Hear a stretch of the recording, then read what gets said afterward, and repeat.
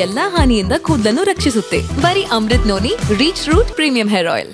Medical test ಆದಮೇಲೆ ಕೋರ್ಟ್ಗೆ ಪ್ರಜ್ವಲ್ ರೇವಣ್ಣ ಹಾಜರಾಗ್ತಾರೆ. ಕೋರ್ಟ್ಗೆ SIT ಅಧಿಕಾರಿಗಳು ಹಾಜರುಪಡಿಸಲಿದ್ದಾರೆ. ಸಹಜವಾಗಿ 24 ಗಂಟೆಗಳ ಒಳಗಾಗಿ ಮಾನ್ಯ ನ್ಯಾಯಮೂರ್ತಿಗಳ ಮುಂದೆ ಯಾವುದೇ ಆರೋಪಿಯನ್ನ ಮೆಡಿಕಲ್ ಟೆಸ್ಟ್ ಆದ ನಂತರದಲ್ಲಿ ಹಾಜರುಪಡಿಸಬೇಕಾಗತ್ತೆ ಅಥವಾ ವಶಕ್ಕೆ ಪಡೆದುಕೊಂಡ ನಂತರದಲ್ಲಿ ಹಾಜರುಪಡಿಸಬೇಕಾಗತ್ತೆ.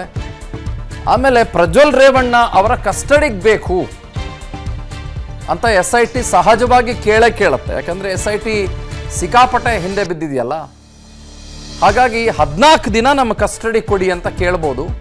ಬಟ್ 14 ದಿನಗಳ ಕಾಲ ಕಸ್ಟಡಿಗೆ ಮಾನ್ಯ ನ್ಯಾಯಾಧೀಶರು ಅಥವಾ ಮಾನ್ಯ ನ್ಯಾಯಮೂರ್ತಿಗಳು ಅಥವಾ ಘನ ನ್ಯಾಯಾಲಯ ಕೊಡುತ್ತಾ ಕೊಡಲ್ವಾ ಅನ್ನೋದನ್ನು ನಾವಿನ್ನೂ ಕೂಡ ವೆಯ್ಟ್ ಮಾಡಿ ನೋಡಬೇಕಾಗತ್ತೆ. ಬಟ್ ಐ ಬಿಲೀವ್ 14 ಡೇಸ್ SITಗೆ ಸಹಜವಾಗಿ ಬೇಕಾಗತ್ತೆ. ಆ ಮನುಷ್ಯನ ಮೇಲಿರುವಂಥ ಆರೋಪಗಳು 1-2, ಬಂದಿರುವ ವಿಡಿಯೋಗಳು 1-2, ಏನೋ ಮಾರ್ಫಿಂಗ್ ಅಂತ ಹೇಳ್ಕೊಂಬಿಟ್ಟದಂತೆ. ಅದು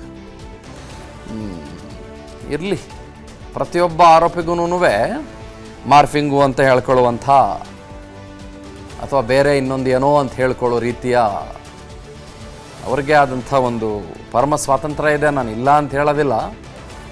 ಬಟ್ ಅಲ್ಲಿದ್ದಂಥ ಸಂತ್ರಸ್ತೆಯರು ಪಾಪ ಹೆಣ್ಮಕ್ಳು ಅವರೆಲ್ಲ ಗಿಂತ್ಕೊಂಡು ಇವತ್ತು ಪಾಪ ಸಮಸ್ಯೆಗಳ ಸರಮಾಲೆಯಲ್ಲಿದ್ದಾರಲ್ಲ, ಅವ್ರೇನಂತ ಹೇಳ್ಕೋಬೇಕ್ರಿ.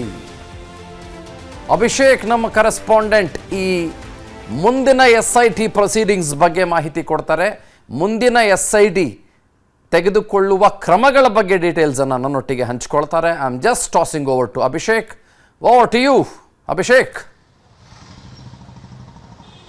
ಚಂದನ್, ಬೇಸಿಕಲಿ ಈ ಸದ್ಯದ ಮಟ್ಟಿಗೆ ಸಂಸದರಾದ ಪ್ರಜ್ವಲ್ ರೇವಣ್ಣರವರನ್ನ ಮೆಡಿಕಲ್ ಮಾಡಿಸೋದಕ್ಕೆ ಕರೆದುಕೊಂಡು ಹೋಗಲಾಗಿದೆ. ಇದಾದ ನಂತರ ಪ್ರೊಸೀಜರ್ ಪ್ರಕಾರ ಅವರ ಆರೋಗ್ಯ ಸ್ಥಿತಿಯನ್ನು ತಪಾಸಣೆಯನ್ನು ಮಾಡಿದ ನಂತರ ಅವರನ್ನು ಸಿಟಿ ಸಿವಿಲ್ ಕೋರ್ಟ್ ಹಾಲ್ನಲ್ಲಿರುವಂಥ ಜನಪ್ರತಿನಿಧಿಗಳ ವಿಶೇಷ ನ್ಯಾಯಾಲಯಕ್ಕೆ ಅವ್ರನ್ನ ಹಾಜರುಪಡಿಸಲಾಗುತ್ತೆ. ಅದಾದ ನಂತರ ಅವ್ರನ್ನ ವಶಕ್ಕೆ ಕೇಳಲಾಗುತ್ತೆ. ಕಾರಣ ಏನು ಅಂತ ಒಂದು ಮುಂದಿಡ್ತಾರೆ. ಈ ವ್ಯಕ್ತಿ ತೀರಾ ಪ್ರಭಾವಿಯಾಗಿದ್ದು ಕಳೆದ 34-35 ದಿನಗಳಿಂದ ಯಾವುದೇ ನೋಟಿಸ್ಗೂ ಸಕಾರಾತ್ಮಕವಾಗಿ ಸ್ಪಂದಿಸಲಿಲ್ಲ. ಅದರ ಜೊತೆಗೆ ಇಲ್ಲಿ ವಿಚಾರಣೆಗೆ ಹಾಜರಾಗಿ ಅಂದರೂ ಕೂಡ ಆತ ಬಂದಿರಲಿಲ್ಲ. ಈ ಕಾರಣದಿಂದ ಅವರನ್ನು ಕೂಡಲೇ ವಶಕ್ಕೆ ನೀಡಬೇಕು ಅಂತ ಒಂದು ಮನವಿಯನ್ನು ಕೋರ್ಟ್ ಮುಂದೆ ಇಡ್ತಾರೆ. ಇದರ ಜೊತೆಗೆ ಬಹುತೇಕ ಒಂದು ವೇಳೆ ಅವ್ರನ್ನ ಏನಾದರೂ SIT ಕಸ್ಟಡಿಗೆ ನೀಡಿದರೆ ವಾಪಸ್ ಅವ್ರನ್ನ SIT ಕಸ್ಟಡಿಗೆ ತೆಗೆದುಕೊಳ್ತಾರೆ. ಅದಾದ ನಂತರ ಅವರ ವಿಚಾರಣೆಯನ್ನು ಅನೇಕ ಆಯಾಮಗಳಲ್ಲಿ ಮುಂದುವರಿಸುವಂತ ಸಾಧ್ಯತೆ ಅನ್ನೋದಕ್ಕಿಂತ ನಿಶ್ಚಿತತೆ ಹೆಚ್ಚಿರುವಂಥದ್ದು. ಮತ್ತೊಂದು ಕಡೆ ನನ್ನ ಜೀವನದಲ್ಲಿ ನಾನು ಮಾತ್ರವಲ್ಲ, ನನ್ನ ಕೂದಲು ಕೂಡ ಆಗಿರಬೇಕು ಸ್ಟ್ರಾಂಗ್ ಅಂಡ್ ಸ್ಟೈಲಿಶ್.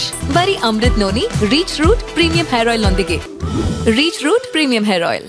ಇವತ್ತು ಗಮನಿಸಬೇಕಾಗಿರೋದು ಒಂದೇ ಕುಟುಂಬದ 3 ವಿಚಾರಣೆ ಅಥವಾ 3 ಬೇಲ್ನ ಅರ್ಜಿ ವಿಚಾರಣೆ ನಡೀತಾ ಇರುವಂಥದ್ದು. ರೇವಣ್ಣರವರ ವಿಚಾರಣೆಗೆ ಅಂತ ನೋಡಿದಾಗ, ರೇವಣ್ಣರವರಿಗೆ ಸಂಬಂಧಪಟ್ಟಂತ ವಿಚಾರ ಅಂತ ನೋಡಿದಾಗ ಅವ್ರದ್ದು ಹೈಕೋರ್ಟ್ನಲ್ಲಿ ಪಿಟಿಷನ್ ನಡೀತಾ ಇರುವಂಥದ್ದು. ಈ ಸಿಟಿ ಸಿವಿಲ್ ಕೋರ್ಟ್ ಹಾಲ್ ನೀಡಿದಂಥ ಆದೇಶವನ್ನು ರದ್ದುಪಡಿಸಿ ಅಂತ ಕೋರಿ ಅಲ್ಲಿ ಹೈಕೋರ್ಟ್ನಲ್ಲಿ ವಿಚಾರಣೆ ನಡೀತಾ ಇದೆ.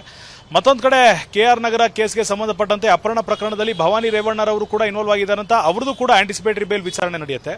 ಅದಾದ ನಂತರ ಮಗನಾದ ಪ್ರಜ್ವಲ್ ರೇವಣ್ಣರವರ ಒಂದು ವಶಕ್ಕೆ ಕೊಡಬೇಕು ಅಂತ ಒಂದು ಪ್ರೊಡ್ಯೂಸ್ ಮಾಡಿ ಆತ ನಂತರ ವಶಕ್ಕೆ ಕೊಡಬೇಕು ಅಂತ ಕೇಳುವಂಥ ಕೆಲಸ ಮುಂದುವರಿಯುತ್ತೆ. ಇಲ್ಲಿಗೆ ತಂದೆ ತಾಯಿ ಮಗ 3 ಜನರ ವಿಚಾರ ಇವತ್ತು ಕೋರ್ಟ್ನಲ್ಲಿ ನಿರ್ಧಾರವಾಗುವಂಥ ಸಾಧ್ಯತೆ ಈ ಸದ್ಯದ ಮಟ್ಟಿಗೆ ಕಂಡು ಬರ್ತಾ ಇರೋಂಥದ್ದು. ಬೇಸಿಕಲಿ ಈಗ ಮೆಡಿಕಲ್ ಆದ ನಂತರ ಕೆಲವೇ ನಿಮಿಷಗಳಾಗ್ಬೋದು ಅಥವಾ ಸುಮಾರು 1 ಗಂಟೆ ಒಳಗಡೆ ಪ್ರಜ್ವಲ್ ರೇವಣ್ಣರನ್ನ ಇಲ್ಲಿ ಹಾಜರುಪಡಿಸಲಾಗುತ್ತೆ. ಅದಾದ ನಂತರ SITಯ ಮುಂದಿನ ಪ್ರೊಸೀಜರ್ ಕಂಟಿನ್ಯೂ ಆಗುವಂಥ ನಿರೀಕ್ಷೆ ಇರುವಂಥದ್ದು. Chandan, okay, let's wait and watch. Thank you Abhishek.